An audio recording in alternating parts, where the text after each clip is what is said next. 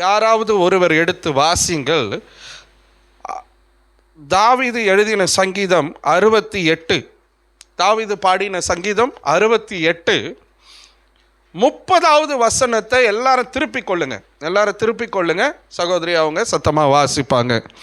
68ஆம் சங்கீதம் 30வது வசனம் வாசிங்க.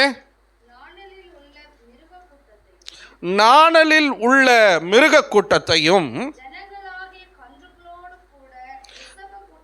ஜனங்களாகிய கன்றுகளோடு கூட ரிஷப கூட்டத்தையும் அதட்டும். ஒவ்வொருவனும் வெள்ளி பணங்களை கொண்டு வந்து பணிந்து கொள்ளுவான். யுத்தங்களில் பிரியப்படுகிற ஜனங்களை சிதறடிப்பார். அல்லேலூயா, சத்தமா சொல்லுங்க அல்லேலூயா.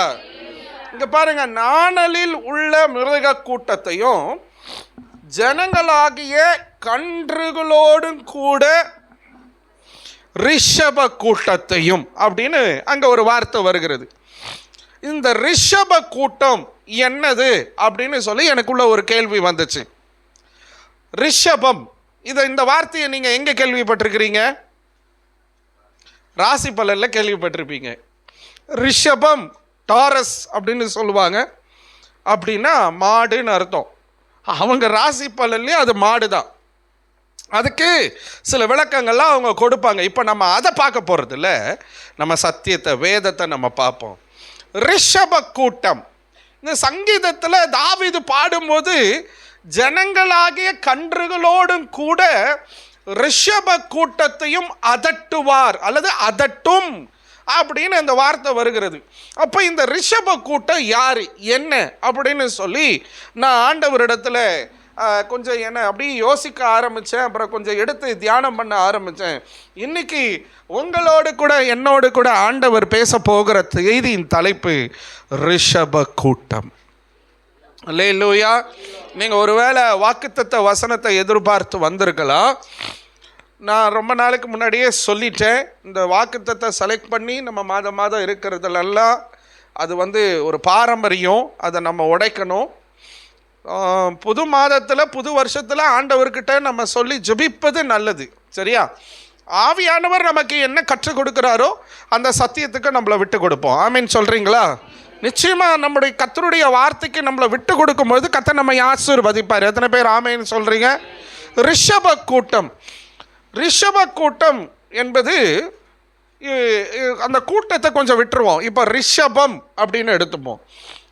வேதத்தின்படி இங்கே குறிப்பிடப்பட்டிருக்கிற தாவீது பாடும்போது அந்த ரிஷப கூட்டம், அந்த ரிஷபம் அப்படின்னா என்ன அப்படின்னா, எங்கேயும் ஆங்கில மொழியாக்கத்திலையும் எபிரேய வேதாகமத்திலையும் அது பார்க்கும் பொழுது என்னன்னு குறிப்பிடப்பட்டிருக்குதுன்னா பைசன் அப்படின்னு குறிப்பிடப்பட்டிருக்குது. பைசன்னா காளை, மாடு அப்படின்னு குறிப்பிடப்பட்டிருக்குது. அப்போ ரிஷப கூட்டம் அப்படின்னா மாடுகளின் கூட்டம், ஜனங்களாகிய கன்றுகளோடு. வசனத்தை நல்லா கவனிங்க. ஜனங்களாகிய கன்றுகளோடு ரிஷப கூட்டத்தையும்.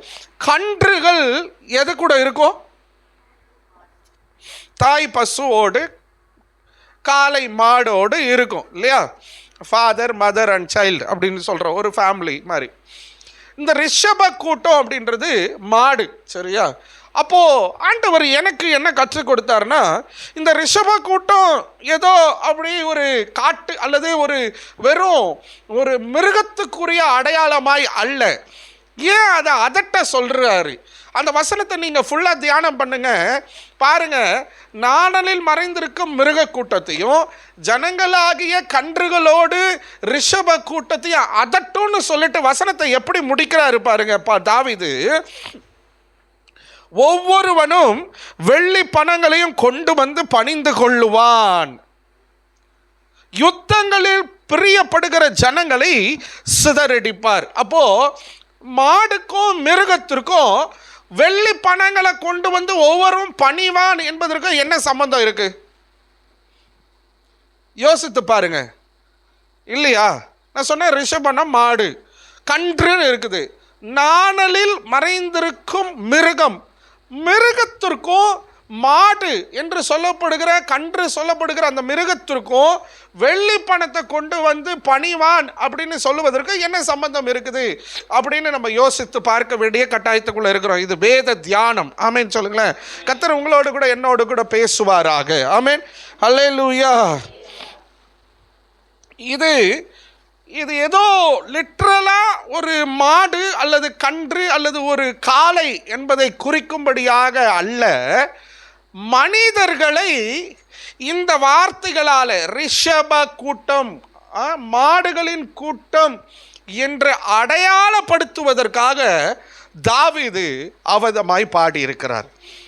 நம்ம கூட சில நேரங்களில் யாரையாவது திட்டும் போது என்ன பண்ணிடுறோம், மாடு என்ன கொஞ்சம் இன்னும் வித்தியாசமாக இன்னும் கொஞ்சம் ஆழமாக சொல்லணும்னா எருமை மாடு. ஏன் அப்படி சொல்கிறோம் எருமை மாடுன்னு பிள்ளைகளை எதுக்கு அப்படி திட்டுறோம்? சில நேரத்தில் நம்ம செய்கிறதா இல்லைன்னா நீங்கள் சொல்ல முடியாது.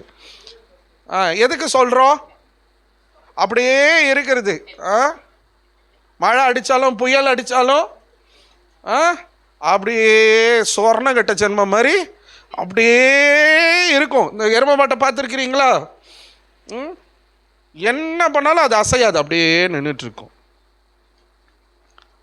ஒரு மனிதனுக்கு அவனுடைய சுபாவத்தை அடையாளப்படுத்துவதற்கு நம்ம அந்த மாட்டு மிருகங்களை, கழுத, பன்னி மிருகங்களை நம்ம சொல்கிறோம், அடையாளப்படுத்துகிறோம்ல. அது கொஞ்சம் நமக்கு கஷ்டமாக சொல்கிற மாதிரி இருக்குது. பிள்ளைகளையோ இல்லை யாரையாவது திட்டும் போது அப்படி திட்டிடுறோம். இங்கேயும் அப்படித்தான் வருது. ஆனால் பாட்டா பாடுறாரு தாவீது.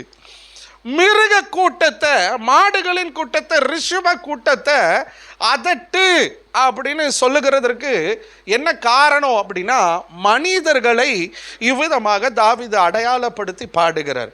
இந்த 68வது சங்கீதம் எப்படி எழுதப்பட்டிருக்கு அல்லது எப்படி பாடப்பட்டிருக்குதுன்னா, பின் வரப்போகிற இயேசு கிறிஸ்து மேசியாவை அடையாளப்படுத்தி தீர்க்க தரிசனமாய் எழுதப்பட்ட இந்த சங்கீதம். சரிங்களா? இந்த சங்கீதம் தாவீது ஏன் பாடுறாருன்னா, இதனுடைய அர்த்தம், இதனுடைய மெயின் காரணம், நோக்கம் என்னன்னா, மேசியாவை அடையாளப்படுத்தும்படியாக. ஆமென் சொல்லுங்களேன்.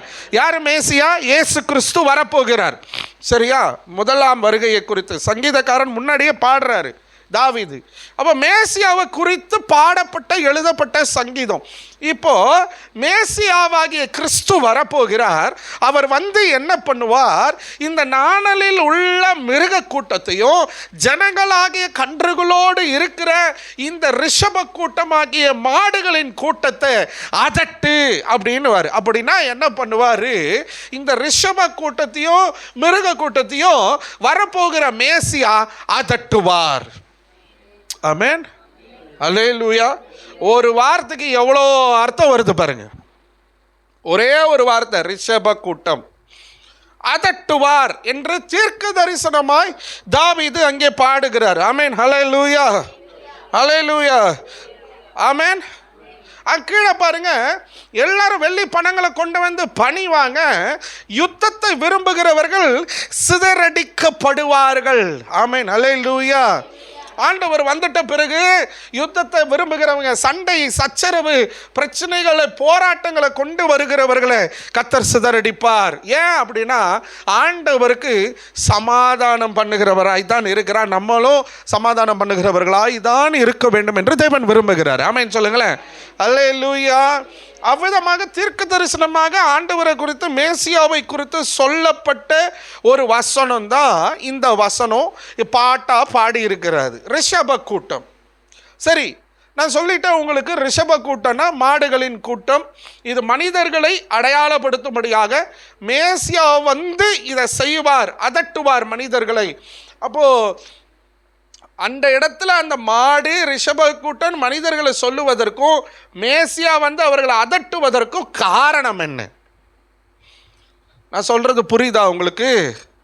ரிஷப கூட்டம்னு சொல்லியிருக்கிறாரு, அதட்டுன்னு சொல்கிறாரு. யார் வந்து அதட்டுவா? மேசியா வந்து அதட்டுவார்.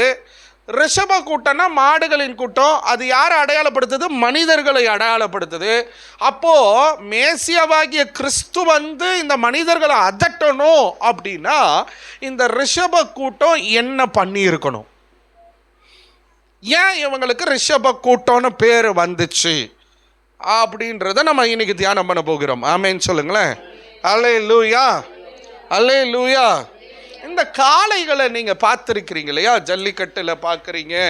இந்த காளை மாடு இந்த நம்ம மலைப்பகுதிகளுக்கு போகும்போது அதை என்ன சொல்கிறோம்? அதை பைசன் இங்கிலீஷில் சொல்லப்பட்டிருக்குது. ஆனால் தமிழில் என்ன சொல்கிறோம்?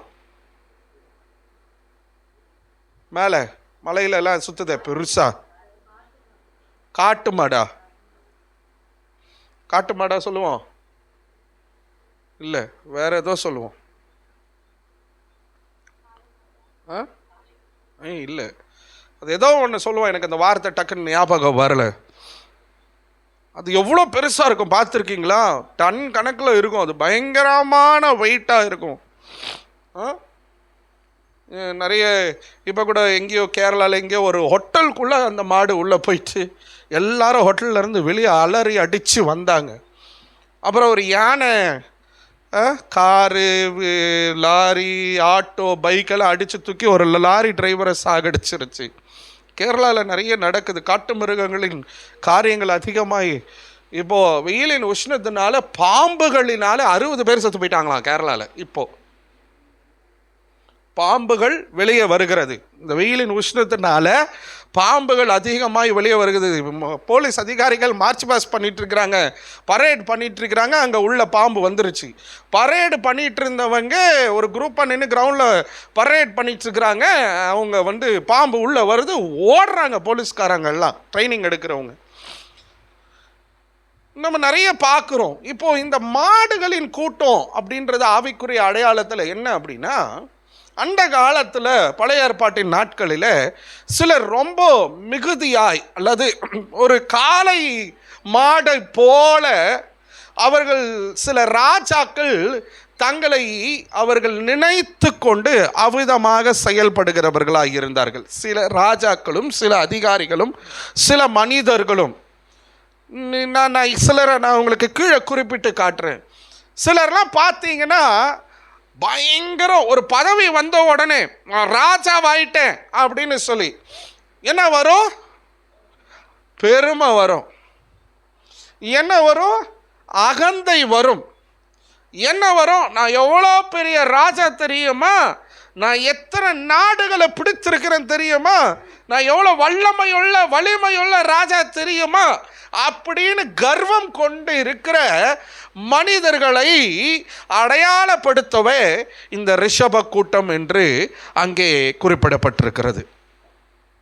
அகந்தை, மனித வலிமை அல்லது வலிமை நிறைந்தவன் என்ற மனப்பாங்கு, மூன்றாவது பெருமை.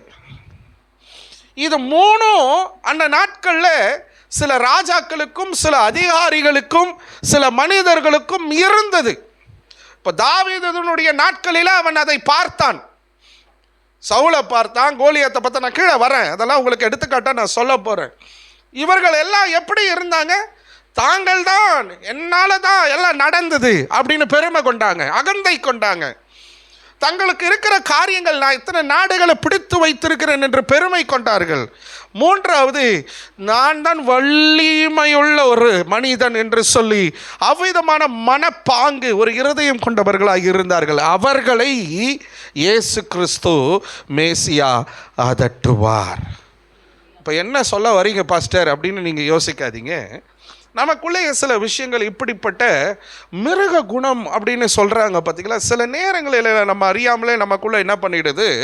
வெளிப்படுகிறதா இருக்கிறது. ஒரு சின்ன கோபம் வந்துட்டாலும், ஒரு சின்ன பொறாமை வந்துட்டாலும், சின்ன ஒரு எரிச்சல் வந்துட்டாலும் நம்ம மிருகமாக மாறிடுறோம்ல. சில நேரங்களில் கொஞ்சம் நமக்கு பணம் வந்துட்டாலோ, அல்லது கொஞ்சம் நமக்கு ஒரு நல்ல பதவிகள் பொறுப்புகள் வந்து விட்டாலோ, அல்லது நமக்கு கொஞ்சம் சௌகரியங்கள் வந்து விட்டாலோ, நாம் எப்படி இருப்பதில்லை.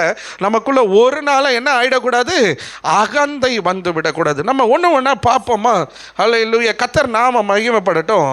ரிஷப கூட்டம் 68ஆம் சங்கீதம் 30வது வசனத்தில் நம்ம வாசிக்கிற அந்த ரிஷப கூட்டம் யாரு அப்படின்னா, நம்பர் 1, ரிஷப கூட்டம் என்பது அகந்தையின் உருவாக்கம். அகந்தை, பிரைடு, பெருமை. பெருமைக்கு இன்னொரு பாயிண்ட் நான் கீழே வச்சுருக்கேன். கொஞ்சம் கர்வமாக இருக்கிறது பார்த்தீங்களா? தலகணம் பிடிச்சிக்கிட்டு இருக்கிறது. நான் தான் அப்படின்னு சொல்றது. இந்த ரிஷப கூட்டம், ரிஷபம் அப்படின்னா மாடு, ரிஷப கூட்டம்னா அகந்தையுள்ள மனிதர்கள் அப்படின்னு அர்த்தம். இந்த அகந்தை நமக்குள்ள இருக்கவே கூடாது. எத்தனை பேர் நம்புறீங்க? அல்லேலூயா, சத்தமா சொல்லுங்க. ஒரு காட்டில் ஒரு பெரிய காளை இருந்துச்சான், புல், பைசன் புல் ஏதோ ஒன்று. அது தனது வலிமை, அது நீங்கள் காளை மாடு பார்த்துருக்கீங்க இல்லையா, பயங்கரம் பலசாலியாக இருக்கும். அது கிட்ட போய் நம்ம நின்னோம்னா அது யானையாக அடித்து தூக்குற அளவுக்கு அதுக்கு பலம் உண்டு. அவ்வளவு பலசாலியான ஒரு காளை என்ன போல மற்ற மிருகங்களை பார்த்து அது தன்னைத்தானே இப்படி யோசித்து கொண்டு இருந்ததாம். என்ன போல வலிமை உள்ளவர்கள் யாருமே கிடையாது, என்ன போல பயங்கரமானவர்கள் யாருமே கிடையாது, என்ன போல தோற்றமுடையவர்கள் யாருமே இல்லை என்று சொல்லி அந்த காளை அந்த சுற்று வட்டாரத்தில் இருக்கிற எல்லா மிருகங்களுக்கும் மனிதர்களுக்கும் பெரிய அச்சுறுத்தலாகவும் பெரிய ஒரு காரியமாகவும் அந்த காளை சுற்றி கொண்டு இருந்ததாம். இதை ஒரு உருவகப்படுத்தி தான் சொல்றாங்க, சரியா? இந்த காளை தன்னை தான், நான் தான் எல்லாம், என்கிட்ட யாரும் வச்சுக்க முடியாது அப்படின்னு சொல்லி அவ்விதமாக அது சுற்றி கொண்டு வந்ததாம். இந்த காளையை பார்த்தா குரங்குகள் பயப்படும், இந்த காளையை பார்த்தா கரடி பயப்படும், இந்த காளையை பார்த்தா மான்கள் பயப்படும், இந்த காளையை பார்த்தா அணில்கள் பயப்படும், இந்த காளையை பார்த்தா எது வேணா பயப்படும். ஒரு நாள் என்ன ஆனது அப்படின்னா, இந்த காளை மேய்ந்து கொண்டு அப்படியே அவ்விதமாக நடந்து கொண்டு போய் கொண்டு இருக்கிறது. ஒரு குழி வெட்டப்பட்டிருக்கிறது, அந்த குழியில் அந்த காளை விழுந்துருச்சு, ஆழமான குழி. இப்போ இது பயங்கரம் பலசாலியான மிகவும் பெரிய சரீர தோற்றமுடைய இந்த காளையால அந்த குழிக்குள்ளேருந்து என்ன பண்ண முடியல, எழும்பி வரவே மேலே வரவே முடியல. ஒரு குரங்கு விழுந்திருந்தா எழும்பி வந்துடும், சரியா? ஒரு அணில் விழுந்தா எழும்பி வந்துடும், ஒரு மான் விழுந்தா கூட தைரியமாக என்ன பண்ணிடுவாங்க, டக்குன்னு தூக்கி எடுத்துருவாங்க. ஆனால் ஒரு காளை மாடு இந்த காட்டில் மலையிலலாம் இருக்குது, அது ஒரு குழிக்குள்ளே விழுந்துருச்சுன்னா தூக்கி எடுக்க முடியும்னு நினைக்கிறீங்க?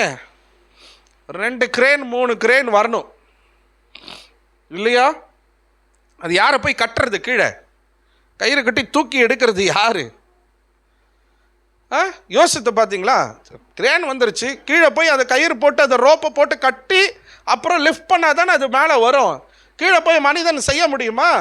சரி, ஒரு ரோப்போவை அனுப்பி செஞ்சிட முடியுமா? அடித்து உடச்சிரும்.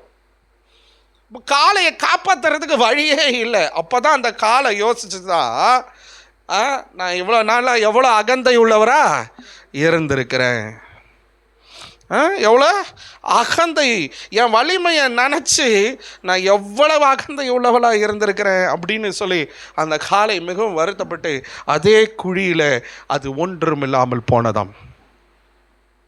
பலசாலியான காளை மெலிய ஆரம்பிச்சது. ஆகாரம் இல்லை, தண்ணி இல்லை. யோசித்து பாருங்க, கைவிடப்பட்ட நிலைக்கு அந்த காளை தள்ளப்பட்டது. பைபிளில் ஒரு ராஜாவை குறித்து நம்ம வாசிக்கலாம். தானியேல் தீர்க்க தரிசன புத்தகம் 4ஆம் அதிகாரம் 30வது வசனத்தை வாசிங்க. தானியேல் 4ஆம் அதிகாரம் 30வது வசனம். சீக்கிரமா வாசிங்க. தானியேல் 4:30. இது என் வல்லமையின் பராக்கிரமத்தினால் என் மகிமை பிரதாபத்துக்கென்று ராஜ்யத்துக்கு அரண்மனையாக நான் கட்டின மகா பாபிலோன் அல்லவோ என்று சொன்னான். யார் சொன்னா? பாபிலோனிய ராஜாவாக இருக்கிற நேபுகாத் நேச்சார் என்று சொல்லுகிற ஒரு ராஜா நான் கட்டின மகா பாபிலோன் என்று அகந்தை கொண்டவனாய் நின்றான். அல்லேலூயா. நான் கட்டின வீடு பத்தியா, நான் கட்டின இது பத்தியா, ஒரு நாளும் நமக்குள்ள என்ன ஆயிடக்கூடாது, வந்துடவே கூடாது. ஆமென் சொல்லுங்களேன். அல்லேலூயா. நான் எப்படி இருக்கிறேன் பத்தியா, என் காரியம் என்ன பத்தியா. இந்த அகந்தை என்பது ரொம்ப மோசமான ஒரு கேரக்டருங்க. அது ஒரு மோசமான ஒரு காரியம். நம்முடைய லைஃப்ல அந்த அகந்தை உள்ளவர்களை கர்த்தர் மேசியா கிறிஸ்து அதட்டுவார் என்று சொல்லப்படுகிறது. ஆமென் சொல்லுங்களேன். அல்லேலூயா. இந்த அகந்தை நமக்குள்ள இருக்கவே கூடாது. நேபுகாத்நேச்சாருக்கு பயங்கர அகந்த. நேபுகாத்நேச்சார் தன் ராஜ்யத்தை பார்த்து, இதெல்லாம் என்னால் நடந்துச்சு, நான் பண்ணினேன், என்னால் தான் இவ்வளோ பெரிய அரண்மனை, இவ்வளோ பெரிய ராஜ்யம், பாபிலோன் தேசத்தை பார்த்து பாருங்க, இவ்வளோ பெரிய அரண்மனை, எவ்வளோ பெரிய நாடு, இவ்வளோ காரியத்தை நான் பார்க்கிறேன், அது என்னால் ஆனது அப்படின்னு ஒரு அகந்த அவனுக்குள்ள வந்துச்சு. என்ன நடந்துச்சு தெரியுமா? 31:4 இந்த வார்த்தை ராஜாவின் வாயில் இருக்கும்போது வானத்திலிருந்து ஒரு சத்தம் உண்டாகி, ராஜாவாகிய நேபுகாத்நேச்சாரே, ராஜ்யபாரம் உன்னை விட்டு நீங்கிற்று. ஒரே ஒரு வார்த்தை தான் சொன்னா, அகந்தையுள்ள வார்த்தை. நான் கட்டின மகா பாபிலோன், நான் அடுத்த நொடிய வானத்திலிருந்து கர்த்தரிடத்திலிருந்து ஒரு சத்தம் வருகிறது. என்ன சொல்றாரு? நான் நேபுகாத்நேச்சாரே, உன் ராஜ்யபாரம் நீங்கிற்று. அப்படின்னா என்ன ஆச்சு? இனி நீ ராஜாவே இல்லை, உன் கதை முடிஞ்சிருச்சு. அல்லேலூயா, அல்லேலூயா, ஆமென் சொல்லுங்களேன். 32 பாருங்க. தள்ளப்படுவாய். ஒரு நிமிஷம். மனுஷர் நின்று தள்ளப்படுவாய். இங்க பாருங்க, இவனுக்குள்ள அகந்த வந்த உடனே நேபுகாத்நேச்சாருக்கு மனுஷர்களுடைய பகுதியில், மனுஷருக்கு மத்தியில் நீ என்ன பண்ண மாட்ட, இனி இருக்க மாட்ட, எங்க இருப்பேன்னு சொல்லப்படுது பாருங்க. அகந்தை என்பது ரிஷப கூட்டத்தின் அடையாளம். அது ஒரு காட்டு மாடு அல்லது ஒரு மாட்டுக்குரிய ஒரு சுபாவம் அப்படி அடையாளப்படுத்தப்பட்டிருக்கிறது இந்த சங்கீதத்தில். அகந்தை இவனுக்குள்ள வந்த உடனே இவன் யாரா மாறிட்டான் அப்படின்னா, இவன் ஒரு காளையா மாறிட்டான், இவன் ஒரு மிருகமா மாறிட்டான்னு சொல்லி, இனி நீ மனுஷர்களுக்கு நடுவில் நீ வாழறதுக்கு லாக்கிப்பட மாட்டேன். You are not fit to live among the human being. நீ மனுஷர்களோடு வாழ்வதற்கு உனக்கு தகுதியே கிடையாது. நீ ஒரு காளையா மாறிட்ட, நீ ஒரு ரிஷபமா மாறிட்ட, நீ ஒரு மாடு, நீ போய் மிருகங்களோட இரு. அல்லேலூயா. யார் கூட இரு?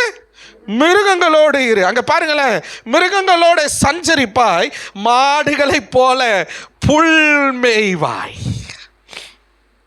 அல்லேலூயா. எவ்வளோ சத்தியம் இருக்குது பாருங்க. ரிஷப கூட்டம், ரிஷபம் அப்படின்றதுல எவ்வளோ சத்தியம் இருக்குது பாருங்க. புல்ல மேய்வ, மாடுகளை போல மிருகங்களோடு வாழ்வேன். அடுத்தது பாருங்க, இப்படியே உன்னதமானவர் மனுஷருடைய ராஜ்யத்தில் ஆளுகை செய்து தமக்கு சுத்தமாக இருக்கிறவனுக்கு அதை கொடுக்கிறார் என்பதை நீ அறிந்து கொள்ளும் மட்டும் 7 காலங்கள் உன்மேல் கடந்து போகும் என்று உனக்கு சொல்லப்படுகிறது என்று விளம்பினது. அல்லேலூயா. 33 பாருங்க. அந்நேரமே இந்த வார்த்தை நேபுகாத்நேச்சாரிடத்தில் நிறைவேறிற்று. சொன்ன அடுத்த செகண்ட் அவன் வாழ்க்கையில் அது நடந்துருச்சு. அவன் மனுஷர் நின்று தள்ளப்பட்டு மாடுகளைப் போல புல்லை மேய்ந்தான்.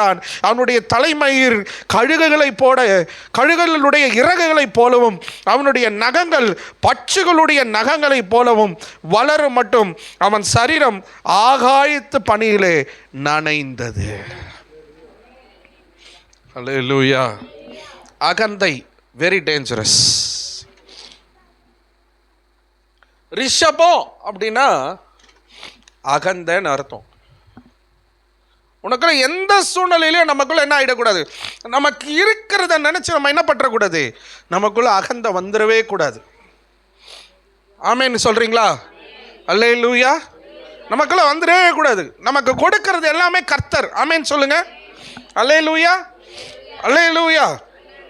நம்ம விட கீழே இருக்கிறவங்களை எப்படி பார்க்கணும் அப்படின்னா, நமக்கு ஈக்குவலாக பார்க்கணும், இல்லை நம்மளை விட மேலே பார்க்கணும். ஆமேன்னு சொல்லுங்களேன். யாரை சொல்கிறேன்னா, நம்ம விட கீழே இருக்கிறவங்களை, அவங்கள கேவலமாக பார்க்கக்கூடாது, அவங்கள மேன்மையாக பார்க்கணும். ஆமேன்னு சொல்லுங்களேன்.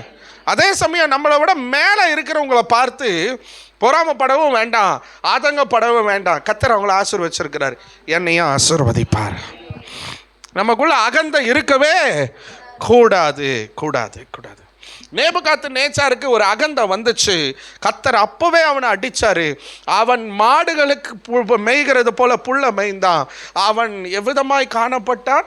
மனிதர்களுக்கு மத்தியில் அவன் ஒரு ராஜாங்க. பாபிலோன் என்பது ஒரு பெரிய தேசம், பெரிய சாம்ராஜ்யம். அவனையே கர்த்தர் தள்ளி விட்டுருவாரு அப்படின்னா நீங்களும் நானும் ஏமாத்துறோம். நமக்கு இன்னைக்கு ஆண்டவர் அழகா சொல்லி கொடுக்கிறாரு. 68ஆம் சங்கீதம் 30வது வசனத்தின் போல அவர்களை அதட்டு அப்படின்னா வான் பண்ணு, இனி நீ இதை செய்யாத. உனக்குள்ள அகந்தை என்ன பண்ணிடக்கூடாது, இருந்துடவே கூடாது. நம்பர் 1. நம்பர் 2, அகந்தையின் முடிவு என்னன்னு நான் உங்களுக்கு சொல்லிடுறேன். யாராவது ஒருத்தர் நீங்கள் வாசிக்க வேண்டாம், ஏன் அப்படின்னா எனக்கு டைம் ஆகுது, நிறைய விஷயம் இருக்குது, நானே வாசிச்சிடுறேன். நீதிமொழிகள் 16ஆம் அதிகாரம் 18வது வசனம் பாருங்க. நீதிமொழிகள் 16:18. அகந்தை அழிவுக்கு முன் வரும். அகந்தை எப்போ வரும்? அழிவுக்கு முன்ன வரும். சரியா? அப்புறம் உயர்ந்த மனம் வீழ்ச்சிக்கு முன் வரும். வசனம் சொல்லுது பாருங்க. pride goes before destruction. pride அழிவுக்கு முன்னானது அகந்தை, விடுதலுக்கு முன்னானது மனமேட்டிமை. அப்போ அகந்தைக்கு முன்னாடி என்ன வரும்? அழிவுக்கு முன்னாடி அகந்தை வந்துடும். அப்படின்னா என்ன அர்த்தம்? உனக்குள்ள அகந்தை வந்துச்சுன்னா உனக்கு அழிவு காலம் ஸ்டார்ட் ஆயிடுச்சுன்னு ஆண்டவர் சொல்றாரு, நான் சொல்லலை. அப்போ நமக்குள்ள ஆண்டவர் என்ன நினைக்கிறாருன்னா, நமக்குள்ள இருக்கிறத நினைச்சு நம்ம ஆண்டவருக்கு நன்றி சொல்லுகிறவர்களாய்த்தான் இருக்கணுமே தவிர நமக்குள்ள அகந்த ஒரு நாளும் வரக்கூடாது. ஆமேன்னு சொல்லுங்க. நம்ம பிள்ளைகளுக்கு நம்ம கற்றுக் கொடுக்கணும், உனக்குள்ள ப்ரைடு வந்துடவே கூடாது. ஆமேன்னு சொல்லுங்க. நம்ம கூட இருக்கிறவங்களுக்கு நம்ம சொல்லிக் கொடுக்கணும், வேணாம், உனக்கு இது கொடுத்துருக்கிறாரா, நீ நன்றி உள்ளவரா இரு, அவ்வளோதான். இதை வச்சு நீ பெருமை பாராட்டாத, உனக்குள்ள அகந்த வந்துடவே கூடாது. 2வது, உங்களுக்கு இன்னொரு விஷயத்தை காட்ட விரும்புகிறேன். ரிஷப கூட்டத்தை மேசியா அதட்டுகிறார். ரிஷப கூட்டம் 2வது எதை குறிக்குது அப்படின்னா, மனித வலிமை கொண்ட மனப்பாங்கு. இப்போ நான் ரொம்ப ஸ்ட்ராங்கு, என் பேக்ரவுண்டு என்ன தெரியுமா, நான் எவ்வளோ பவர்ஃபுல் தெரியுமா, என் ஸ்ட்ரென்த் என்ன தெரியுமா, என் மாம்ச பலம் என்ன தெரியுமா, எனக்கு பின்னாடி எத்தனை பேர் இருக்கிறாங்க தெரியுமா, இந்த வலிமையின் மனப்பாங்கு, அந்த எண்ணம். நான் யார் தெரியுமா, என் பேக்ரவுண்ட் என்ன தெரியுமா, நான் எவ்வளோ பவர்ஃபுல் தெரியுமா, நான் எப்படி இருக்கிறேன் பாருன்னு சரீர வலிமையை காட்டுறது நம்முடைய உலக வாழ்க்கையின் வலிமையை காட்டுகிறது. அதாவது காட்டு மிராண்டித்தனமான வலிமையின் மனப்பாங்கு, அல்லது காட்டு மிருகங்களைப் போல நானும் வலிமையுள்ளவன் என்று எண்ணுகிற ஒரு மனப்பாங்கு, இது இருக்கக்கூடாது. முதல்ல அகந்த, 2வது வலிமை. வலிமை அப்படின்னா ஸ்ட்ரென்த்து, சரீர ரீதியாக. இந்த நீங்கள் ஒன்று சிம்பிளாக கொஞ்சம் யோசிச்சு பாருங்களேன். இந்த ஜிம்முக்கு போகிறவங்களாம் பாடியை அதுக்காகவே லைஃப் அர்ப்பணித்து இந்த அது என்ன போட்டி வைப்பாங்க, பாடி பில்டிங் போட்டியில் வச்சு அதில் அந்த மாதிரி இதெல்லாம் சில போஸ்டர்ஸ், சில கெஸ்டர்ஸ்லாம் கொடுத்து ஃபர்ஸ்ட் ப்ரைஸ் வாங்குவாங்களே, மிஸ்டர் இந்தியாவா சம்திங் லைக் அந்த மாதிரி மிஸ்டர் தமிழ்நாடு, மிஸ்டர் இந்தியா அப்படின்னு எல்லாம் பட்டம் வாங்குவாங்க. ஆனால் அது எவ்வளோ ரிஸ்க்குன்னு தெரியுங்களா? எந்த நேரத்தில் என்ன நடக்கும்னு தெரியாது. சின்ன வயசில் நிறைய பாடி பில்டர்ஸ் என்ன பண்ணியிருக்காங்க, அவங்க ட்ரைனிங் ஜிம்மில் ட்ரெயின் பண்ணிட்டு இருக்கும் போதே மறித்து போயிருக்கிறார்கள். அதுக்கு மீறி நல்ல நாலேஜ் உள்ளவங்க அதில் அவங்க தேர்ச்சி பெற்று வருகிறார்கள். இப்போ அவங்களுக்கு பக்கத்தில் போய் என்னை போல் தொப்பையும் ஆளுமா இருக்கிறவங்க நின்னாலும் கேவலமாக தான் இருக்கும். இன்னும் யாரை சொல்கிறது, இங்கே யாரும் அவ்வளோவா ஒல்லியாக இல்லை, எல்லாருமே கொஞ்சம் நல்லா இருக்கிறோம், கர்த்தர் ஆசீர்வதிப்பார். நம்ம ஜேம்ஸ் ஒல்லியாக இருந்தால் எப்படி இருக்கும், காலேப்பு ஒல்லியாக இருந்தால் எப்படி இருக்கும், அவங்க போய் பக்கத்தில் நின்னா எப்படி இருக்கும்? நமக்கு கொஞ்சம் என்னடா இப்படி இருக்கிறாரு, ஐயோ ஒரு போடு போட்டாருன்னா நம்ம கழுத்து இந்த பக்கம் திரும்பிக்கும் போல இருக்கே அப்படின்னு யோசிக்க தோணுது. பார்த்தீங்களா? இது சரீர ரீதியான ஒரு காரியம். ஆனால் சிலர்லாம் மனசில் அப்படி ஒரு எண்ணம் வச்சுருப்பாங்க. எப்படி, நான் யார் தெரியுமா, என் பேக்ரவுண்டு என்ன தெரியுமா, என் ஊர் என்ன தெரியுமா, என் ஃபேமிலியை பற்றி உனக்கு தெரியுமா, அவ்வளோதான். இந்த மனப்பாங்கு ரிஷப கூட்டம். அல்லேலூயா, அல்லேலூயா. ஒரு கிராமத்தில் சில காட்டு யானைகள் ஓடி எல்லாவற்றையும் சேதப்படுத்திட்டு இருந்துச்சான். காட்டு யானைங்க. சரியா? மக்கள் ரொம்ப பயப்படுறாங்க. காட்டு யானைகள் இப்படி காரெல்லாம் அடித்து உடைக்குது, ஆட்டோவை அடித்து உடைக்குது, பைக்கெல்லாம் அடித்து உடைக்குது, மனிதர்களை துரத்துது. சரியா? என்ன பண்ணுறதுனே தெரியல. மனுஷங்களாம் சுற்றி நின்று ஓடுறாங்க. காட்டு யானைக்கிட்ட மாட்டினா முடிச்சிரும், சாவடிச்சிரும். என்ன பண்ணுறதுன்னு தெரியல. இந்த காட்டு யானையை, ஒரு காட்டு யானை, இந்த காட்டு யானையை யார் அடக்குவது என்று தெரியவில்லை. கொஞ்ச நேரம் கழித்து ஒரு மெய்ப்பன் அங்கே வந்தான், பாகன் வந்தான். அந்த பாகன் வந்து அவன் ஒரு வார்த்தை சொன்னான். அவன் நின்று அதை பார்த்து ஒரு வார்த்தை சொன்னான். அந்த காட்டு யானை அப்படியே அடங்கி போனது. அல்லேலூயா. அவனால் மட்டும்தான் அதை அடக்க அவனால் முடிஞ்சிச்சு. அதுக்கப்புறம் எல்லா ஜனங்களும் ரொம்ப பாதுகாப்பாக ஃபீல் பண்ணாங்க. இந்த காட்டு யானை மிகவும் வலிமையானது இல்லையா? யானைக்கிட்ட போய் நம்மலாம் தனியாக நின்று ஃபைட் பண்ண முடியுமா? சிங்கிள் மேனை நம்மளால் ஃபைட் பண்ண முடியுமா? ஓட தான் முடியும். அது கூட யானை துரத்துனா எப்படி ஓடணுன்ற ப்ரொசீஜர் இருக்குது.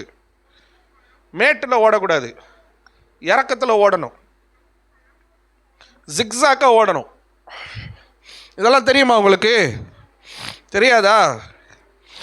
நான் கோயம்புத்தூருக்கு வந்த புதுசு, ஒரு சகோதரி அவங்களுக்கு பிள்ளை தாட்சியாகி அவங்களுக்கு ப்ரேயர் மீட்டிங் வச்சுருக்குறாங்க வால்பாறை உருளிக்கல்ல மேலே. நானும் இங்கேருந்து ஒரு சகோதரனும் பைக்லேயே போகிறோம். ஃபஸ்ட் டைம் நான் அந்த வால்பாறை பக்கம் போகிறேன். பின்னாடி நான் தான் ஓட்டிகிட்டு போகிறேன். பின்னாடி உட்காந்துட்டு இருக்கிறவர் என்னை பயமுறுத்திட்டார். ஐயா, இங்கே திடீர்னு சிறுத்தை வரும், திடீர்னு யானை வரும். எனக்கு ஒரு மாதிரி பயம் ஆயிடுச்சு. என்ன பிரதர் சொல்கிறீங்க? நிறைய பேரை சாகடிச்சிருக்குது ஐயா, குழந்தைங்களாம் செத்து போயிருக்கிறாங்க அப்படின்னு. பிரதர், அப்போ எப்படி தான் தப்பிக்கிறது பிரதர்? எனக்கும் வீசிங் ப்ராப்ளம் இருக்குது, நானும் ஆள் இப்படி இருக்கிறேன், என்னால் ஓடக்கூட முடியாது பிரதர்னா. அதெல்லாம் ஒன்றும் பிரச்சனை இல்லை ஐயா, பயப்படாதீங்க. யானை துரத்துச்சுன்னா எங்கேயாவது பள்ளம் இருக்கான்னு பாருங்கள், பள்ளத்தில் குதிச்சிடணும். அப்படி இல்லைன்னா யானை துரத்துச்சுன்னா நேராக ஓடக்கூடாது ஐயா, ஜிக்ஸாக்காக ஓடணும், இப்படி ஓடணும். அதனால் ஒரே இடத்துல இப்படியே ஓடிட்டு இருக்கக்கூடாது, முன்னேறணும். சரியா? அது இங்கேருந்து அங்கே சவுட்டுச்சுன்னா முடிச்சிருவோம் நம்மளை. ஜிக்ஸாக்காக ஓடணும். யானை பெரிய உருவம், அது என்ன அதால் என்ன பண்ண முடியாதுன்னா அதால் டக்கு டக்குன்னு ஜிக்ஸாக்காக திரும்பி ஓட முடியாது. சரியா? அது இப்படியே தான் ஓடும். சரியா? நம்ம இப்படி இப்படி இப்படி இப்படி ஓடினோம்னா நம்ம தப்பிச்சிடலாம். ஒன்று. ரெண்டாவது, யானை வந்து ஏத்தத்தில் வேகமாக ஏறுமா, ஆனால் இறக்கத்தில் டக்குன்னு இறங்காதான். ஏன்னா அதனுடைய உருவம், நான் டக்குன்னு இறங்கினேன்னா நான் விழுந்துருவேன்னு யானைக்கு நல்ல அறிவு உண்டான். சரியா? மிஸ் ஆச்சுன்னா பிறண்டு விழுந்து சாவை தான் செய்யணும். யானைக்கு அந்த அறிவு இருக்குது. அதனால் பள்ளத்தில் இறங்கிடணும் அப்படின்னு சொல்லி கொடுத்தாரு. இப்போ இங்கே பாருங்கள், இந்த பாகன் வந்து ஒரு வார்த்தை சொன்ன உடனே அந்த யானை அமைதி ஆயிடுச்சு, அடங்கி போச்சு. யானை மிகவும் பலமுள்ள வலிமையான ஒரு மிருகம். இன்னைக்கு அப்படித்தான் நிறைய பேருடைய வாழ்க்கையில் தங்களை ரொம்ப வலிமையானவர்கள். இன்னைக்கு நம்மளெல்லாம் எப்படி சொல்கிறாங்க? சிறுபான்மையினர் அப்படின்னு சொல்கிறாங்க இல்லையா? நமக்கு ஒரு வரமுறை வச்சு முஸ்லிம்ஸ் அண்ட் கிறிஸ்டியன்ஸை எந்த வரமுறைகளும் கொண்டு வந்துட்டாங்க? சிறுபான்மையினர். இந்தியாவில் மட்டும்தான் நம்ம சிறுபான்மையினர், உலக நாட்டில் நம்ம தான் பெரும்பான்மையினர். ஆமேன். அல்லேலூயா, அல்லேலூயா. ரெக்கார்ட் ஆகிட்டுருக்கு, இல்லைன்னா இன்னும் கொஞ்சம் சில விஷயங்களை நான் ஓப்பனாக பேச முடியும். யூடியூப்பில் போடணும். எனக்கு அன்பான தேவ பிள்ளைகளை, எந்த சூழ்நிலையிலையும் நீங்களும் நானும் நம்மளுடைய வலிமையை பெருசாக எண்ணிடக்கூடாது. ஆமேன்னு சொல்லுங்களேன். நான் யார், என் பேக்ரவுண்ட் என்ன, என் படிப்பு என்ன, என் பொசிஷன் என்ன, என் சொத்து என்ன, என்னுடைய ஃபேமிலி யார், நாங்கள் எப்படிப்பட்ட சூழ்நிலையிலிருந்து வந்திருக்கிறோம் தெரியுமா, எங்கள் அப்பா யார் தெரியுமா, எங்கள் அம்மா யார், இந்த விஷயங்கள் எல்லாம் நமக்கு தேவையே இல்லை. நான் யார், ஐம் சாரி, நம்ம யாரு? நான் ஏசப்பாவின் பிள்ளை. ஆமேன்னு சொல்லுங்க. 1 சாமுவேலின் புத்தகம் 17ஆம் அதிகாரம் 44வது வசனத்தில் தாவீதையும் கோலியாத்தையும் குறித்து நம்ம பார்க்கிறோம். மிகவும் வலிமையானவனாக பெலிஸ்தியனாக வந்து நின்று இஸ்ரவேலர்களை பார்த்து கர்ஜித்து கொண்டிருக்கிறான். ஏய், உங்களில் ஒருவன் என்னோடு கூட வந்து யுத்தம் பண்ணி என்னை முறியடிப்பான் என்று சொன்னால், எத்தனை நாள் வந்து கர்ஜித்து கொண்டிருக்கிறான். தாவீதினுடைய சகோதரர்கள் அங்கே யுத்த காலத்தில் நிற்கிறார்கள். சவுல் ராஜாவாய் நிற்கிறான். அங்கே ஒன்றுமே செய்ய முடியவில்லை. என்ன செய்வதென்று தெரியவில்லை. பெலிஸ்தீனாகிய கோலியாத்து மிகவும் பலம் உள்ளவனாக, வலிமை உள்ளவனாக அங்கே கர்ஜித்துக் கொண்டிருக்கிறான். தனக்குள்ள தன்னுடைய சரீர பலத்தை வைத்து, அந்த வலிமையை வைத்து அவன் தன்னுடைய காரியத்தை குறித்து அங்கே யுத்தத்தில் நின்று கொண்டு இருக்கிறான். பெலிஸ்தர்களாம் ஒரே சந்தோஷம். எவ்வளோ கேவலமாக நிற்கிறாங்க பாரு இஸ்ரவேலர்கள். ஒருத்தன் கூட ஒரு வீரன் இல்லையா? ஆடுகளுக்கு பின்னாடி மைந்து கொண்டு இருந்த தாவீது அங்கே போகிறான். அங்கே வசனங்களை பார்த்தீங்கன்னா, அதற்கு தாவீது பெலிஸ்தனை நோக்கி, நீ பட்டயத்தோடும் ஈட்டியோடும் கேடகத்தோடும் என்னிடத்தில் வருகிறாய், நானோ நீ நிந்தித்த இஸ்ரவேலினுடைய இராணுவங்களின் தேவனாகிய சேனைகளுடைய கர்த்தரின் நாமத்தில் உன்னிடத்தில் வருகிறேன். ஆமென் சொல்லுங்களேன். தாவீது கிட்ட வலிமை கிடையாது, சரியா? அவன் ரொம்ப ஸ்ட்ரென்த்தான பர்சன் கிடையாது. சாதாரண ஆடுகள் முன்னாடி போயிட்டு இருந்தவன். ஆனால் அவனுக்குள்ள இருக்கிறவர் வலிமை உள்ளவர். ஆமென் சொல்லுங்களேன். ஆடுகள் மேய்த்து இருக்கும்போது ஒரு தடவை சிங்கம் வந்துச்சு, ஒரு தடவை கரடை வந்துச்சு, கிழித்து போட்டான். கோலியாத்து கிழித்து போட்டான்னா அதை நம்ம ஏற்றுக்கொள்ளலாம். சிங்கத்தை கிழித்து போட்டான், கரடியை அடித்து போட்டான், ஓனையை முடிச்சு போட்டான் அப்படின்னு சொல்லலாம். சாதாரண ஒரு சின்ன வாலிப பையன் ஒரு சிங்கத்தை கிழித்து போடுறான் அப்படின்னா, சிம்சோன் கிழித்து போட்டான். பச்சை தாடை எலும்பை எடுத்து அத்தனை பேரை அடித்து கொன்றான். சிம்சன் அவ்வளோ பலம் உள்ளவன். ஆனால் தாவீதோ ரொம்ப சாதாரணமான மனுஷன். அவன் சொல்லுகிறான், நீ ஈட்டியும் கேடகத்தையும் உங்ககிட்ட இருக்கிற பட்டயத்தையும் நீ நம்பி வர, ஆனால் நீ பகைச்ச, நீ பேசின இராணுவங்களின் தேவனாக இருக்கிற, இஸ்ரவேலின் தேவனாக இருக்கிற அவருடைய நாமத்தில் நான் வர்றேன் அப்படின்னு சொல்லிட்டு ஒரே ஒரு கூழாங்கல், ஒரே ஒரு கவனு கோலியாத்தை தாவீது முறியடித்தான். ஆமென் சொல்லுங்களேன். அல்லேலூயா. வசனம் உங்களுக்கு தெரியும், 47, 50 வீட்டுக்கு போய் வாசித்து பாருங்க. அவனுடைய பட்டயத்தை எடுத்து கோலியாத்தினுடைய சிரசை வெட்டி பறவைகளுக்கு, ஏன்னா இந்த டாக் அங்கே வருது, உன்னை நான் வெட்டி உன்னை கொன்று நான் பறவைகளுக்கு உன்னை ஆகாரமாக போடுவேன் கோலியாத்து சொல்லுவான். ஆனால் தாவீது அதை செய்வான். அல்லேலூயா, அல்லேலூயா. கோலியாத் ஒரு ரிஷப கூட்டத்தின் பிரதிநிதியாக இங்கே வந்து நிற்கிறான். அகந்தை ப்ளஸ் வலிமை அவன்கிட்ட இருக்குது. ஆனால் தாவீதுகிட்ட தேவனுடைய அதிகாரம் மட்டும் இருந்துச்சு. ஒரே ஒரு கல்லில் ரிஷப சக்தியை, ரிஷப கூட்டத்தின் வலிமையை தாவீது முறியடித்தான். ஆமென் சொல்லுங்க. அல்லேலூயா. இந்த வசனத்தை யாராவது வாசிங்களா? எரேமியா தீர்க்கதரிசன புத்தகம் 17ஆம் அதிகாரம் 5வது வசனத்தில் பாருங்க. எரேமியா 17ஆம் அதிகாரம் 5வது வசனத்தை வாசிங்க டக்குன்னு. 17ஆம் அதிகாரம் 5வது வசனம்.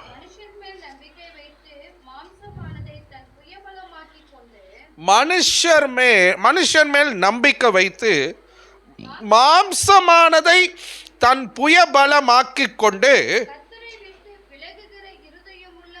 கர்த்தரை விட்டு விலகுகிற இருதயமுள்ள மனுஷன் சபிக்கப்பட்டவன் என்று கர்த்தர் சொல்லுகிறார். ஆமென் சொல்லுங்களேன். தன் புயபலத்தில் இந்த மாம்ச பலம், இந்த ஸ்ட்ரென்த், இந்த வலிமை, நான் யார் என்ற அந்த தாட்டு, அது யாருக்கு இருக்குதோ அவங்க யார் தெரியுமா? அவங்க கர்த்தருக்கு முன்னாடி சபிக்கப்பட்டவர்கள் என்று சொல்லப்பட்டிருக்கிறது. ஸோ நம்முடைய வலிமை நமக்கு எதை கொடுக்கிறது அப்படின்னா, நம்முடைய பவரை நினச்சி, நம்முடைய ஸ்ட்ரென்த்தை நினச்சி நம்ம யோசித்து நம்ம கொஞ்சம் அதை நம்ம அப்படிப்பட்ட மேன்மை பாராட்டுகிற ஒரு மனப்பாங்கு நமக்குள்ளே வந்துருச்சு அப்படின்னா நமக்கு ஆபத்து ரெடியாக இருக்கிறதுன்னு அர்த்தம். ஆபத்து ரெடியாக இருக்குதுன்னு அர்த்தம். அகந்தை அழிவுக்கு நம்மளை நடத்தும், வலிமை நமக்கு ஆபத்துக்கு நேராக நம்மளை நடத்திடும். கோலியாத்தை செத்தே போயிட்டான். ஆபத்து வந்துச்சுன்னா என்ன நடக்கும்? ஜீவன் தப்பித்து கொள்ள முடியாது. ஸோ நம்முடைய பவர், நம்முடைய ஸ்ட்ரென்த்தை எண்ணி ஒரு நாளும் நம்ம என்ன பண்ணிடக்கூடாது, நம்ம ரிஷப கூட்டமாக மாறிடவே கூடாது. அவர்களை மேசியா அதட்டுவார் என்று சொல்லப்படுகிறது. 3வது, ரிஷப கூட்டம் எதை அடையாளப்படுத்துதுன்னா பெருமையை அடையாளப்படுத்துது. போஸ்டிங், பெருமை. ஸோ முதல்ல சொன்ன அகந்த, 2வது வலிமை, 3வது பெருமை. இங்கே பாருங்களேன், ஒரு மிக பெருமையான ஒரு தொழிலதிபர் இருந்தார். அவர் எத்தனையோ கோடி சொத்துக்கள் அவருக்கு இருக்கிறது. அவர் பிஸ்னஸ் பயங்கரமாக போயிட்டுருக்குது. அந்த தொழில் அதிபர் அவருக்கு பணம், அதிகாரம் எல்லாமே இருந்துச்சு. ஆனால் ஒரு நாள் அவருக்கு சொல்ல முடியாத ஒரு வியாதி வந்துருச்சு. என்ன வந்துச்சு? வியாதி. அந்த வியாதி உலகத்தில் எந்த நாட்டுக்கு போனாலும் சுகப்படுத்த முடியாது. எத்தனை கோடி பணங்களை கொடுத்தாலும் அந்த வியாதியை அவரிடத்திலிருந்து சுகப்படுத்த முடியாது. மருத்துவர்களால், மருத்துவத்துறையில் காரியங்களின் நிமித்தம், மெடிக்கல் ரீதியாக அவரை காப்பாற்றவே முடியாது. ரொம்ப பலவீனம் ஆயிட்டாரு, உடைந்து போனார். அவ்வளோ பெருமையுள்ள ஒரு தொழில் அதிபராக பணத்தினாலே அதிகாரத்தினாலேயும் தன்னை காண்பித்து கொடுத்து கொண்டு இருந்த இந்த தொழில் அதிபருக்கு ஒரு வியாதி வந்துருச்சு. இந்த வியாதி வந்த உடனே பலவீனம் ஆயிட்டாரு. இந்த பலவீனமான பிறகு தன்கிட்ட இருக்கிற பணமும் சொத்தும் சுகமோ நகையோ ஆடம்பரமோ தன்னிடத்தில் இருக்கிற அதிகாரமும் அவரை காப்பாற்ற முடியல. அப்போ தான் அவர் யோசிக்க ஆரம்பித்தார். தன் வாழ்க்கையை குறித்த ஒரு உண்மையை அவர் உணர ஆரம்பித்தார். தன்னை ஆண்டவருக்கு ஒப்பு கொடுத்தார். கர்த்தர் அவர் வியாதியிலிருந்து அவரை சுகப்படுத்தினார். அல்லேலூயா, அல்லேலூயா. அவர் சொல்கிறாரு, என் வலிமை அல்ல, என் பவர் அல்ல, என் சொத்து இல்லை, நான் ரொம்ப பெருமையுள்ளவனாக இருந்தேன், இன்னைக்கு நான் அடங்கி இருக்கிறேன். யோசித்து பாருங்க. பைபிளில் ஒரு பெஸ்ட் எக்ஸாம்பிள் இருக்குது. யார் தெரியுமா? வாசிங்க. அப்போஸ்தலர் நடபடிகள் 8ஆம் அதிகாரம் 3வது வசனம். வேகமாக வாசிங்க. அப்போஸ்தலர் நடபடிகள் 8ஆம் அதிகாரம் 3வது வசனம்.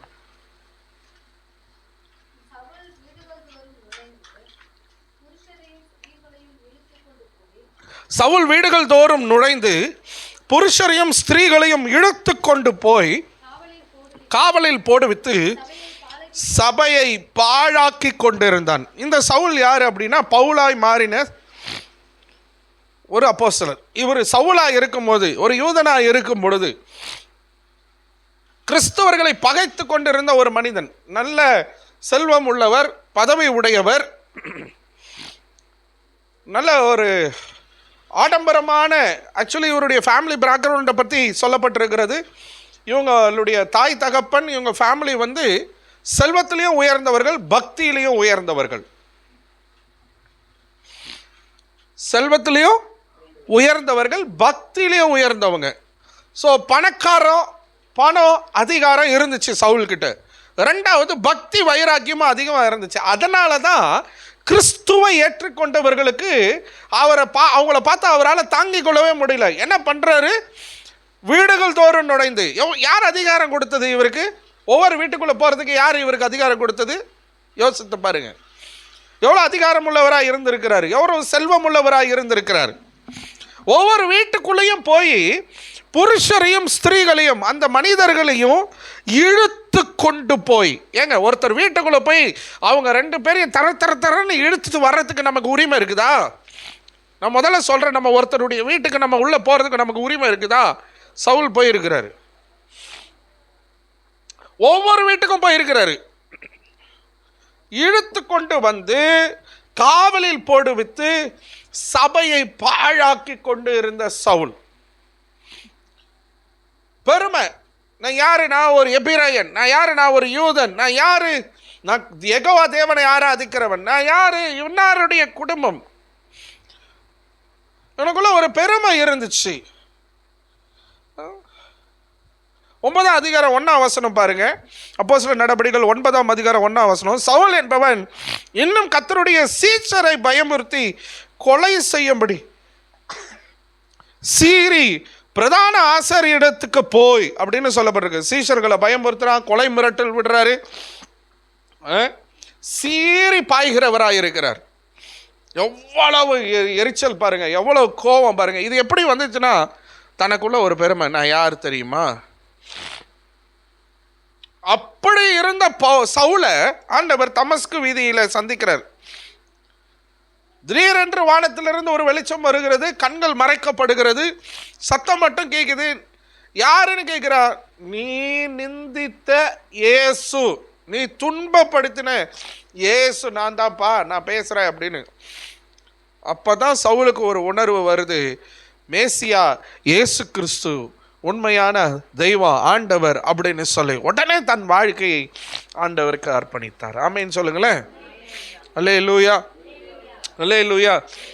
கமாலியல் பாதத்தில் போய் பல ஆண்டுகள் உட்கார்ந்து கிரேக்க மொழியை படிக்கிறார், லத்தீன் மொழியை படிக்கிறார், வேத சத்தியங்களை பல ஆண்டுகள் உட்கார்ந்து படித்து உபவாசம் போட்டு ஜெபம் பண்ணி ஆயத்தப்பட்டு கர்த்தருடைய ஊழியத்திற்கென்று சீஷர் அல்லாத ஒருத்தர் அப்போஸ்தலனாக வந்து ஒரு பெரிய புறஜாதிகளின் அப்போஸ்தலன் என்று அழைக்கப்படுகிற அளவுக்கு ஆண்டவருக்காக நின்று சபைகளை ஸ்தாபித்து முதல் திருச்சபை அப்படின்னு சொல்லி ஏற்படுத்தின தலைவர்களை, ஊழியர்களை, போதகர்களை, மூப்பர்களை ஏற்படுத்தின ஒரு பரிசுத்தவான் யாரு?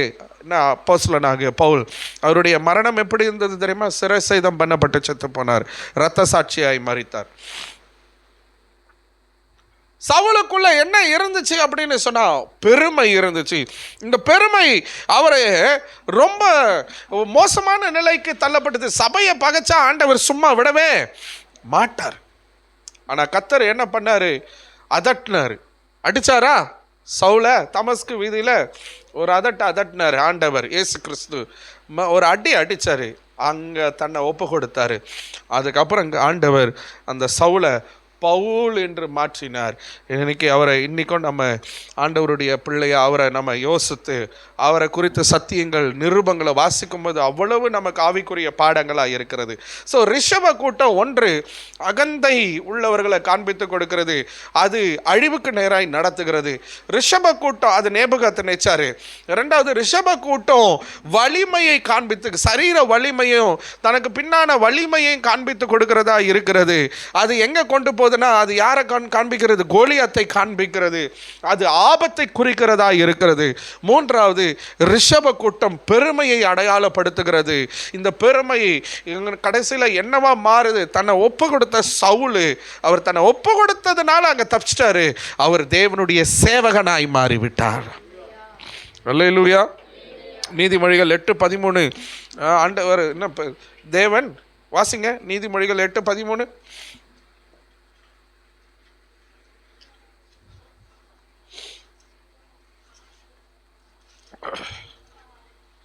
தீமையை வெறுப்பதே கர்த்தருக்கு பயப்படும் பயம், பெருமையையும் அகந்தையையும் தீய வழியையும் புரட்டு வாயையும் நான் வெறுக்கிறேன். ஆமென் சொல்லுங்க. அல்லேலூயா, அல்லேலூயா. கர்த்தர் என்ன பண்றாரா? நான் வெறுக்கிறேன் என்று சொல்லப்படுகிறது. ஸோ அகந்தை இருக்கிறவங்க எப்படி இருக்கணும்? தாழ்மையாக இருக்கணும். ஆமென் சொல்லுங்களேன். அகந்தை நமக்குள்ளே இருந்தால் நம்ம ரிஷப கூட்டமாக மாறிடுவோம், மாடுகளின் மிருகத்தின் கூட்டமாய் நம்ம மாறிவிடுவோம். நீதிமொழிகள் 22:4 சொல்லுது. 22:4 வாசிங்க. நீதிமொழிகள் 22:4.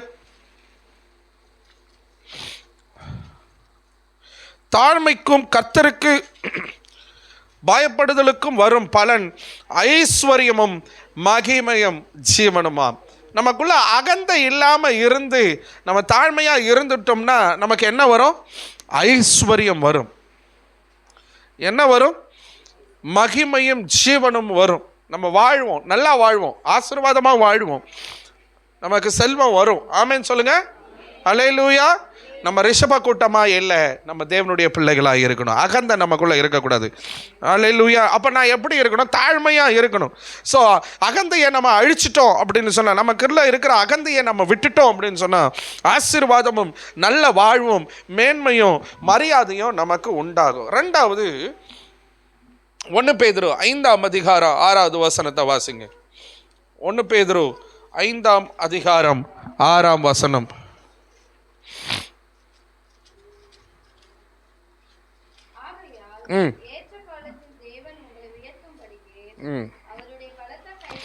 ஏற்ற காலத்தில் தேவனை உங்களை உயர்த்தும்படிக்கு அவருடைய பலத்த கைக்குள் அடங்கி இருக்கு. உங்களுடைய சரீர வலிமையோ, உங்களுடைய பேக்ரவுண்டையோ, உங்களுடைய காரியங்களையோ குறித்து அந்த ஒரு தவறான மனப்பாங்குக்குள்ள ஒரு நாளும் போயிடாதீங்க. அடங்கி இருங்க. யாருக்கு அடங்கி இருங்க? கர்த்தருடைய கைக்கு அடங்கி இருங்க. சரியா? ஆமென் சொல்லுங்க. கர்த்தர் ஒரு நாள் நம்மளை உயர்த்துவார். இப்போ இது இருக்கிறத பார்க்கல, இன்னும் உயர்த்துவார். இல்லை இன்னும் உயர்வுகள் வரலன்னு நீங்கள் சொல்கிறீங்களா? நிச்சயமாக கர்த்தர் உயர்த்துவார். வலிமை எனக்கு இருக்கிறது, நான் அதிகாரம் உள்ளவராக இருக்கிறேன், நான் ரொம்ப சரீர வலிமை உள்ளவனாக இருக்கிறேன், நான் பொருளாதாரத்தில் வலிமை உள்ளவராக இருக்கிறேன், நான் அதிகாரத்தில் வலிமை உள்ளவராக இருக்கிறேன். ஹல்லேலூயா. நான் அப்படி இருக்கிறேன்ற மனப்பாங்க நமக்குள்ளே வந்துடக்கூடாது. சரியா? வந்துடுச்சுன்னா நமக்குள்ள அழிவு, ஆபத்து வந்துவிடும். கோலியாத் ஒரு நல்ல எடுத்துக்காட்டு. ஆபத்துக்குள்ளுக்குள்ளே மரணத்திற்குள்ள நம்ம போயிடவே கூடாது. கர்த்தர் நம்மை எப்படி வைக்க விரும்புகிற? பலத்த கைக்குள்ள அடங்கி இரு. தேவன் உங்களை உயர்த்தும்படிக்கு, அவருடைய பலத்த கைக்குள்ள அடங்கி இருப்போம். ஆமேன்னு சொல்லுங்க. அப்போ ரெண்டாவது என்ன வரும்? நம்ம வலிமை, அந்த மாம்சத்துக்குரிய அல்லது பொருளாதாரத்துக்குரிய வலிமையை விட்டுட்டு, அதெல்லாம் ஒன்றுமே இல்லை, கர்த்தர் கொடுத்து வச்சிருக்கிறாரு, கர்த்தருக்கு ஸ்தோத்திரன்ற இருதயத்தோடு நம்ம நிற்போம் அப்படின்னு சொன்னால் ஆபத்துகளிலிருந்து நம்மை தப்பித்துக்கொள்வோம். கர்த்தர் நம்மை உயர்த்துவார். அடங்கி இருக்கணும். ஆமேன்னு சொல்லுங்களேன். மத்தேயு 6:33 சொல்லுது, முதலாவது தேவனுடைய ராஜ்யத்தையும் அவருடைய நீதியையும் தேடுங்கள், அப்போது இவைகள் எல்லாம் உங்களுக்கு கூட கொடுக்கப்படும். மூணாவது பெருமை. இருக்கிறத வச்சுக்கிட்டு பெருமைப்பட்டு இருக்கக்கூடாது. இருக்கிறது கர்த்தருக்கு. ஆமேன். இப்படி வச்சிருக்கிறது கர்த்தர்னு அந்த பெருமையை தூக்கி போட்டுட்டு, ஆண்டவருக்கு முன்னாடி என்னை விதமாய் ஆண்டவர் ஆசீர்வாதமாய் வச்சிருக்கிறார், எல்லா கனமும் எல்லா துதியும் அவருக்கு தான் அப்படின்னு சொல்லிட்டு நம்ம இருப்போம். அப்படின்னு சொன்னால் நம்ம ரிஷப கூட்டமாக இருக்க மாட்டோம். அவருடைய பணியாளர்களாய், அவருடைய சேவகர்களாய் நீங்களும் நானும். அப்போஸ்தலனாகிய பவுல் சவுலாய் இருந்தவர் பவுலாய் மாறினாரே, அவ்விதமாய் கர்த்தருக்காக பிரயோஜனம் உள்ள பாத்திரமாய் கர்த்தர் நம்மை மாற்றுகிறவராய் இருக்கிறார். கடைசியாக அவங்களுக்கு நான் சொல்ல விரும்புகிறேன், அகந்தையை விட்டுட்டோன்னா கிருபை வருங்க. எத்தனை பேர் ஆமேன்னு சொல்கிறீங்க? அகந்தையை விட்டுட்டோன்னா கிருபை வரும். அல்லேலூயா. தாழ்மையை கொண்டோம் என்று சொன்னால் உயர்வு வரும். ஆமேன்னு சொல்லுங்களேன். தேவனை தேடினோம் என்று சொன்னால் ஆசீர்வாதம் வரும். ஆமேன்னு சொல்லுங்களேன். இன்றைக்கு நம்ம ரிஷப கூட்டத்தில் இருக்கிறோமா? அகந்தை, கட்டுப்பாடு இல்லாத ஒரு வலிமையின் மனப்பாங்கு அல்லது பெருமை நமக்குள்ளே இருந்துச்சுன்னா, நமக்கு ஒருவர் இருக்கிறார், மேசியா, அவர் நம்மை அடக்குவார். பவுலை அடக்குனார் பார்த்தீங்களா? அது வேணாம் நமக்கு, நம்மளே அடங்கிடுவோம். ஆமேன்னு சொல்லுங்களேன். ஆண்டவரே, நீர் ஆசீர்வாதத்தை கொடுக்கிறீர், மகிமையை கொடுக்கிறீர், உயர்வை கொடுக்கிறீர். அதுக்கப்புறம் என்ன? மூணாவது பாயிண்ட் என்ன படித்தோம்? கிருபையை கொடுக்கிறீர். அவருக்கு பிரயோஜனம் உள்ள பாத்திரமாய் நம்ம வாழ்ந்து முடிப்போம். ஆமேன்னு சொல்லுங்களேன். அல்லேலூயா. மேசியா நம்மளை அதட்டுவார், அடக்குவார், நம்மளை மாற்றுவார். இன்றைக்கி உங்களை மாற்றுகிறார். ஆமேன்னு சொல்லுங்களேன். நம்ம செஞ்சோமா செய்யலையான்னு தெரியும், நமக்கே தெரியும் நான் என்ன செஞ்சேன் அப்படின்னு சொல்லி. இன்றைக்கி ஆண்டவர் இந்த சத்தியத்தின் மூலமாக, நான் ரிஷப கூட்டமாக இருக்க விரும்பல ஆண்டவரே, நான் ரிஷபமாக இல்லை ஆண்டவரே, நான் உம்முடைய பிள்ளையா, உமக்கு கீழ்ப்படிந்த. நம்ம ஒரு 81ஆம் சங்கீதத்தில் ஒரு வசனத்தை நம்ம வாசித்தோம், ஞாபகம் இருக்குதா? எடுங்க 81ஆம் சங்கீதம். இந்த வசனத்தை சொல்லி நான் முடிக்க விரும்புகிறேன். 81ஆம் சங்கீதம்.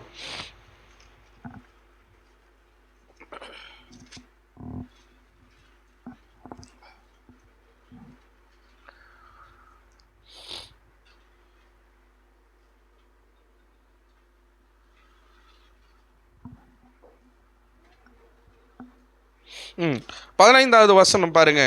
அப்பொழுது கர்த்தரை பகைக்கிறவர்கள் அவருக்கு இச்சகம் பேசி அடங்குவார்கள்.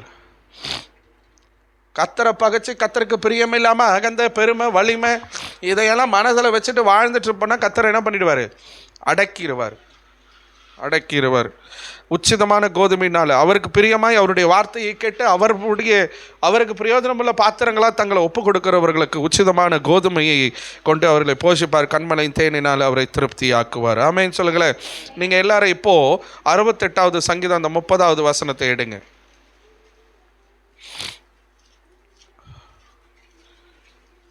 68ஆம் சங்கீதம் 30வது வசனத்தில் பாருங்க.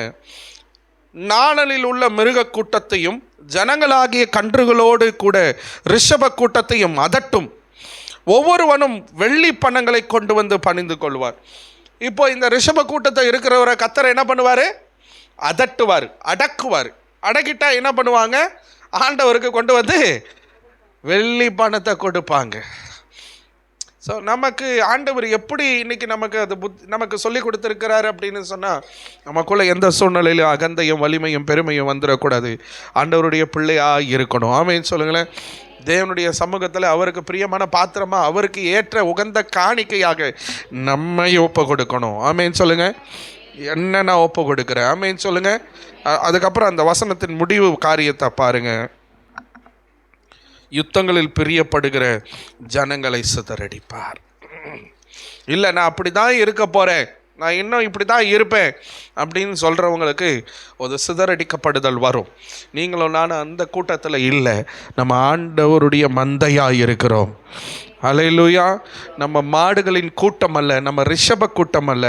அவருடைய மந்தையில் இருக்கிற அவருடைய செல்ல பிள்ளைகளாய், ஆடுகளாய் நாம் இருக்க விரும்புகிறார். ஆமென் சொல்லுங்களேன். அல்லேலூயா. நமக்குள்ளே அகந்தை இருக்கக்கூடாது. நமக்குள்ள வலிமை, அந்த மாம்சத்திற்குரிய அந்த வலிமையின் எண்ணம் இருக்கக்கூடாது. மூன்றாவது, பெருமை இருக்கக்கூடாது. எழுந்த நிருப்பமாக கண்களை மூடி ஆண்டவருடைய சமூகத்தில் எனக்கு நம்மை நாமே ஒப்பு கொடுப்போம். ரிஷப கூட்டம். நான் ரிஷப கூட்டமாக இல்லை ஆண்டவரே, நான் இருக்க விரும்பல ஆண்டவரே. உச்சிதமான கோதுமையினால் போஷிப்பார், கண்மலையின் தேனினால் உங்களை திருப்தி ஆக்குவார். ஆண்டவரே, உங்களோட பலத்த கைக்குள்ள அடங்கி இருக்க விரும்புகிற ஆண்டவரே, தேவனுடைய ராஜ்யத்தையும் அவருடைய நீதியும் தேடுகிற பிள்ளையா நான் இருக்க விரும்புகிற ஆண்டவரேன்னு சொல்லி எத்தனை பேர் சொல்கிறீங்க, இந்த வார்த்தை எனக்கு ஆசீர்வாதமாக இருந்தது, எனக்கு பிரயோஜனமாக இருந்ததுன்னு சொல்கிறவங்க வாயை திறந்து நல்ல சத்தமாக ஸ்தோத்திரம் பண்ணுங்க. ஆண்டவரே, நான் ரிஷபம் அல்ல, நான் ரிஷப கூட்டம் இல்லைப்பா, நான் ஆண்டவருடைய மந்தை, நான் அவருடைய ஆட்டுக்குட்டி, நான் அவருடைய பிள்ளை. அல்லேலூயா. இயேசு பஸ்கா ஆட்டுக்குட்டியாக தன்னையே உங்களுக்காக எனக்காக அவர் ஜீவ பலியாக ஒப்பு கொடுத்தார். இன்னைக்கு நம்ம பந்தியில் சேர போகிறோம். கர்த்தருடைய பிள்ளையாய் உங்களை என்னையை நம்ம ஒப்பு கொடுப்போமா? ஆண்டவரே, எனக்குள்ள அகந்தை இருக்கக்கூடாது ஆண்டவரே, எனக்குள்ள மேட்டிமையான வலிமை எண்ணங்கள் எனக்குள்ள இருக்கக்கூடாது ஆண்டவரே, எனக்குள்ள பெருமை இருக்கக்கூடாது ஆண்டவரே. நான் ஒன்றும் இல்லை, எனக்குள்ள இருக்கிறவர் பெரியவர், எல்லாம் அவருக்குரியது, அவருக்கே மகிமை, அவருக்கே கனம். நான் இப்படி ஆசீர்வாதமாக இருப்பது அவர் கொடுத்த கிருபை, அவர் கொடுத்த ஒரு வெகுமதி, அவர் கொடுத்த ஆசீர்வாதம். அல்லேலூயா. அவர் தான் என்னை நடத்துகிறாரு, அவருக்கு நன்றின்னு சொல்லி அந்த நன்றி உள்ள இருதயத்தோடு அவருடைய சேவகர்களாக இருப்போம். மற்றவர்களைப் போல நம்ம இருக்கணும்னு ஆசைப்பட வேண்டாம், இயேசு கிறிஸ்துவை போல இருக்க நம்ம ஆசைப்படுவோம். அல்லேலூயா. அவரை போல குணமுள்ளவர்களாய், அவரை போல சுபாவம் உள்ளவர்களாய், அவரை போல எண்ணம் கொண்டவர்களாய், அல்லேலூயா, தன்னையே பலியாக ஒப்பு கொடுத்தார், மாம்சத்தை கிழிக்க கொடுத்தார், தன் சரீரத்தில் இரத்தத்தை அவர் சிந்தினார். நீங்களும் நானும் பாவத்திலிருந்து, இப்படிப்பட்ட எண்ணங்களிலிருந்து, இப்படிப்பட்ட சிந்தனைகளிலிருந்து நம்ம விடுவிக்கப்படணும்னு சொல்லி அதனுடைய தண்டனையை அவர் மேலே ஏற்றுக்கொண்டார். எனக்கு அன்பான தேவ பிள்ளைகளை, உங்களுக்கு இந்த வார்த்தை உண்மையாக ஆசீர்வாதமாக இருக்குன்னா உங்கள் இருதயத்தில் ஒப்பு கொடுங்க. அப்பா, தெரிந்தோ தெரியாமலோ நான் இனி அகந்தை எனக்குள்ளே வந்துடவே கூடாது, எனக்குள்ளே பெருமை வந்துடவே கூடாது, வலிமையின் எண்ணங்கள் எனக்குள்ளே வந்துடவே கூடாது. என் மாம்ச புயம் எனக்கு ஒன்றும் செய்யாதப்பா. ஒரு சின்ன முள்ளு குத்திருச்சுன்னா நான் என்ன துடிக்கிற ஆண்டவரே, ஆண்டவரே, ஒரு தலைவலி வந்துருச்சுன்னா நான் என்ன துடிக்கிற ஆண்டவரே, என் சரீரத்தில் ஒரு பலவீனம் வந்துருச்சுன்னா நான் எவ்வளோ கஷ்டப்படுறேன் ஆண்டவரே. என் மாம்ச புயம் எனக்கு என்ன செய்யும் ஆண்டவரே, என் பொருளாதாரத்தின் ஆண்டவரே வலிமை எனக்கு என்ன செய்யும் ஆண்டவரே. பணத்தினால எதையும் செய்ய முடியாது ஆண்டவரே, உங்களால் எல்லாமே முடியும் ஆண்டவரே. ஆண்டவரே, நான் ஒரு ரிஷப கூட்டம் அல்ல ஆண்டவரே. I want to be your servant Lord. உங்களுக்கு வேலை செய்கிறவராய், உமக்கு பிரயோஜனம் உள்ள பாத்திரமாய் நான் இருக்க விரும்புகிறேன் என்று சொல்லி ஆண்டவருடைய சமூகத்தில் கண்களை மூடி ஜெபம் பண்ணுவோமா? ஆண்டவரே, தகப்பனே, இந்த செய்தியை கேட்ட ஒவ்வொரு பிள்ளைகள் மேலேயும் உம்முடைய கரம் வைக்கப்படுவதாக. உம்முடைய பிள்ளைகளாகிய நாங்கள் ஆண்டவரே ரிஷப கூட்டமாய் இல்லாதபடிக்கு ஆண்டவரே உமக்கு ஏற்ற பாத்திரங்களா, உமக்கு பிரயோஜனம் உள்ள பாத்திரமா, ஒரு தாவீதை போல ஆண்டவரே ஸ்தோத்திரம், உம்மாலே அபிஷேகம் பண்ணப்பட்ட அலங்கரிக்கப்பட்ட ஆண்டவரே ராஜாக்களும் ஆசாரியர்களுமாய் கர்த்தர் எங்களை தெரிந்து கொண்டு இருக்கிறீர் ஆண்டவரே. உம்முடைய ராஜ்யத்துக்குரியவர்களா ஆண்டவரே, உம்முடைய ஆடுகளின் மந்தையா கர்த்தர் நீர் எங்களை பிரயோஜனம் உள்ளவராக மாற்றும்படியாக ஆண்டவரே உம்முடைய பிள்ளைகளை நீங்கள் அமிதமாய் ஆசீர்வதிப்பீடாக. ஐஸ்வர்யமும் மகிமையும் ஆண்டவரே பெருக்கமும் உம்முடைய பிள்ளைகளுக்கு உண்டாகட்டும்னு சொல்லி நான் ஜெபிக்கிற ஆண்டவரே. உம்முடைய பிள்ளைகள் உயர்த்தப்படுவார்களாக, உயர்வுகளை பார்ப்பார்களாக, ஆசீர்வாதங்கள் கடந்து வரட்டும் ஆண்டவரே. 81ஆம் சங்கீதத்தின் கடைசி வசனத்தில் சொல்லப்பட்டது போல உச்சிதமான கோதுமையினால உம்முடைய பிள்ளைகளை நீங்க போஷித்து அருளுங்க ஆண்டவரே. கண்மலையின் தேனினாலே உம்முடைய பிள்ளைகளை திருப்தி ஆக்குவீராக. இந்த வசனத்தின்படி கர்த்தர் நீர் உம்முடைய பிள்ளைகளை ஆசீர்வதிக்க போகிறதற்காக கரங்களை தட்டி உமக்கு நன்றி செலுத்துகிறோம்ப்பா. கர்த்தர் எங்களை ஆண்டவரே ரிஷப கூட்டமாய் அல்ல ஆண்டவரே, உம்முடைய ஆசீர்வதிக்கப்பட்ட ஒவ்வொரு ராஜ்யத்துக்கு பிரயோஜனம் உள்ள பிள்ளைகளாய் கர்த்தர் எங்களை வைக்க போகிறதற்காக நன்றி. பெரிய காரியங்களை செய்யுங்க. இயேசுவின் நாமத்தில் ஜெபிக்கிறோம். ஜெப கேளுங்க நல்ல பிதாவே. ஆமென், ஆமென்.